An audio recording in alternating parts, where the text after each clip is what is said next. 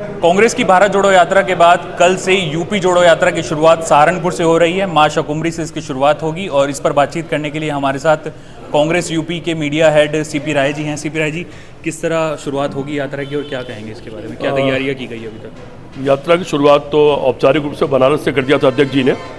15 तारीख को वहाँ पर थोड़ा चले थे, उन्होंने कहा था औपचारिक शुरुआत में आज कर दे रहा हूँ बनारस। उसको पवित्र नगरी मान के, चूँकि वहीं के रहने वाले हैं और शिव के बड़े भारी पुजारी हैं, वो धर्म में आस्था रखते हैं, सनातन धर्म में। कल भी वो शाकुंभरी देवी के मंदिर जाएंगे और मंदिर से जाने के बाद फिर वो आएंगे, उनके कई जगह स्वागत है। और फिर यात्रा जो क्या गंगो में यात्रा चलेगी और गंगो के बाद फिर अगले दिन से यात्रा आगे बढ़ेगी। आखिर क्या कुछ कारण रहा चुनाव से पहले इस यात्रा की शुरुआत की जा रही है? इतना लंबे समय से राजनीति से दूर, यूपी में कांग्रेस दूर रही सबसे लोगों से। नहीं, दूर तो क्या रही, साथ तो रही है, लेकिन हाँ, लोगों ने विश्वास नहीं जताया और उसका क्षरण धीरे धीरे उसका परिणाम भुगतना पड़ा हम लोगों को। और जो पदयात्राएँ होती हैं वो हमेशा जनता से जुड़ने के लिए होती हैं, जनता को जगाने के लिए होती है, जनता से खुद जुड़ने के लिए और जनता को अपने साथ जोड़ने के लिए। इसीलिए अब प्रोग्राम तैयार किया। राहुल जी की यात्रा पहला मील का पत्थर साबित हुआ, जिसमें 4000 किलोमीटर के करीब यात्रा ने कांग्रेस पार्टी को बहुत मजबूती प्रदान की। लोग उससे जुड़े, लाखों की तादाद में लोग पैदल चले। कुल टोटल अगर संख्या देखें कई करोड़ लोग उनके साथ कुल मिला के पैदल चले। उत्तर प्रदेश में यात्रा नहीं हो पाई थी, इसलिए हम लोगों ने फैसला किया कि उत्तर प्रदेश में भी यात्रा निकाली जाए और यात्रा का ये पहला चरण है।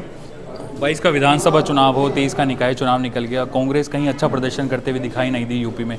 कैसे देखते हैं लोकसभा चुनाव को, कैसे देखेंगे? जो पीछे देख के चलता है वो गिर जाता है, ठोकर लगती है गिर जाता है।